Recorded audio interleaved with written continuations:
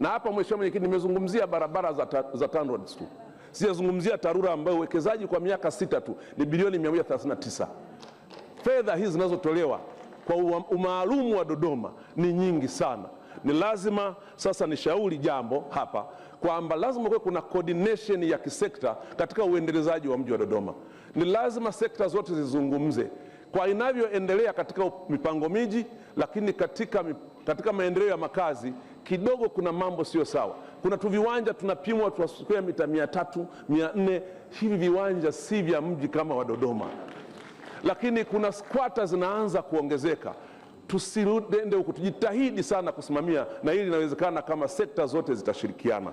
Uwekezaji huu ni mkubwa na lazima uakisi uhalisia wa future generation. Mheshimiwa Spika, ombi jingine, ulikuja Mpwapwa na waziri mkuu amekuja Mpwapwa.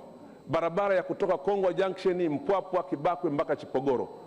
Tumezungumza na tumekubaliana na Wizara ya Fedha tumekubaliana.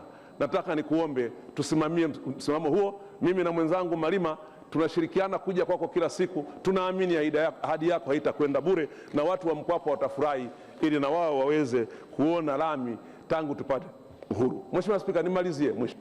Malizia dakika moja. Spika, Mheshimiwa Mwenyekiti, bunge hili la 13 ni bunge la wasomi. Bunge hili ndilo bunge linalobeba mawazo ya sasa na ya kizazi kinachokuja.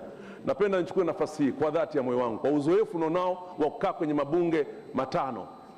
Vijana hawa wapewe nafasi ya kutoa mawazo yao. Wana michango mizuri, ni wasomi, kila mmoja ukimtafiti CV yake imeshiba. Vijana hawa mawazo yao yasikilizwe. Na mimi nimesimama kuindozi tu kwamba kwa kweli natambua michango yenu, ni wabunge wa kisasa, mnafaa kuandalia future generation Tanzania yao inayokuja. Hongera sana kwa Wizara ya Ujenzi, sisi tuko pamoja na nyinyi.